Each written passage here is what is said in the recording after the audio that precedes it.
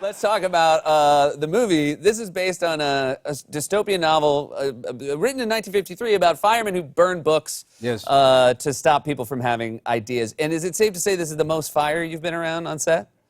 There's a lot of fire. I mean, I've been in a bunch of movies where like things blew up. You know, when I did Pearl Harbor, they basically recreated. Things famously blew up. Yeah, a lot of stuff blew up there. But this was interesting. We started my first day of shooting on this. There's a scene where we go to Montag's home, which is a character Michael B. Jordan plays, and we basically like burn everything in his house. We're basically we're punishing him for breaking a rule. So. It was my first day on the set, and they have us in these. Our fire suits are basically these airtight, like wax costumes that don't breathe at all. And we're on a set in a studio, and we're just all day long burning things, shooting fire out of guns, little piles of smoldering things over there, burning curtains. Like 10 hours, we're just standing there wondering what is burning, what are we inhaling, What is this, how are they doing this? And at the end of the day, I just looked at Michael B. Jordan. I was like, man, we know how to pick them. This is a good time. And some of the other guys had these little cooling systems under their suits, all these little like tubes and that cold water would run through.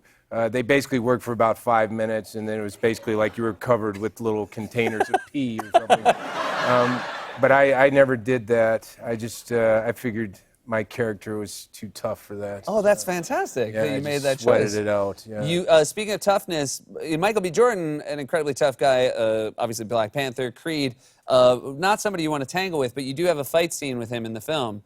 How was that, going up against somebody? It was kind of ridiculous, but I'm a scrapper, though. I mean, but he's an awesome physical specimen. Something happened in my profession that I don't quite understand, because when I started acting, the main reason I did it is because I wasn't an athlete. I wasn't into sports, and I didn't like exercising at all. Yeah.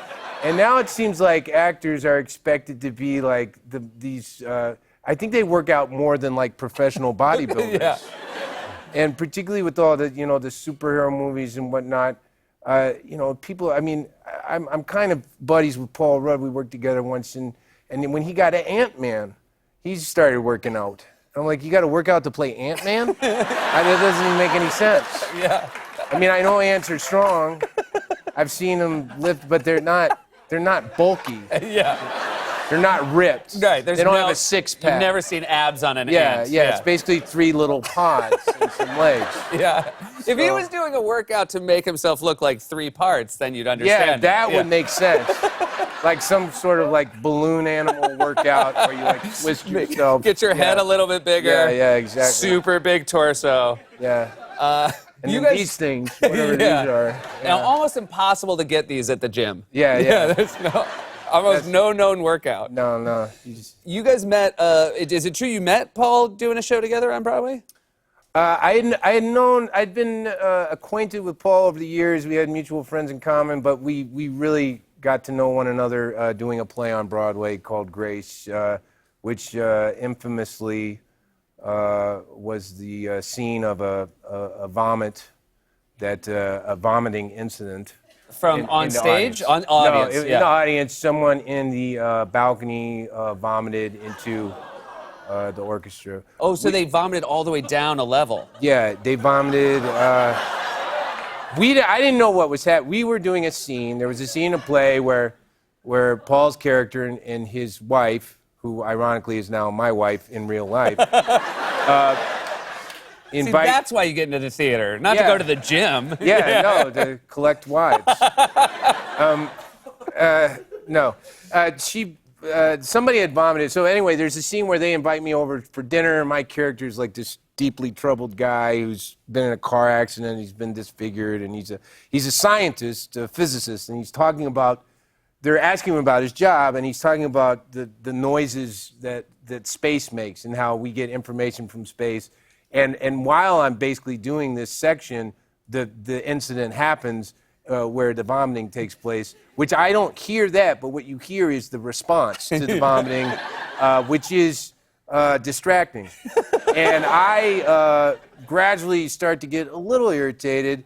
And I think, well, isn't this perfect? I'm actually doing a speech about how there's noise in space and that it interferes with. So I start directly addressing my speech to the audience in a very pointed manner.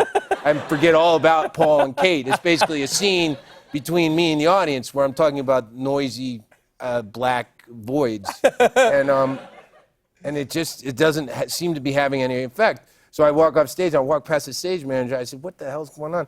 And he said, oh, somebody just puked in the balcony on the organ. And I felt really bad. Because I felt like I was being very judgmental. I don't know how I would have handled that situation, really, if somebody vomited on me. Yeah. I So- feel bad for all parties. You feel Yeah. bad for. I feel like the guy who vomited. That wasn't his plan. Yeah. No. I think it was a foodborne illness. Yeah. Well, Although there was speculation the person might have been intoxicated, then that's. which I'm not particularly up on. People showing up drunk. Yeah, it seems like somebody misunderstands the joys of alcohol if they think let's get bombed and go see a drama. Well, and you got to be careful because in that play, the stage very slowly spun around the whole time. It's a So nightmare. if you're drunk and you're trying to focus, it's gonna. Well, if he puked, that's definitely what the reason Well, was. I guess it goes to the old phrase, "turnaround's fair play." Oh, well, we'll leave it at that. Thank you so much for being here. Yeah.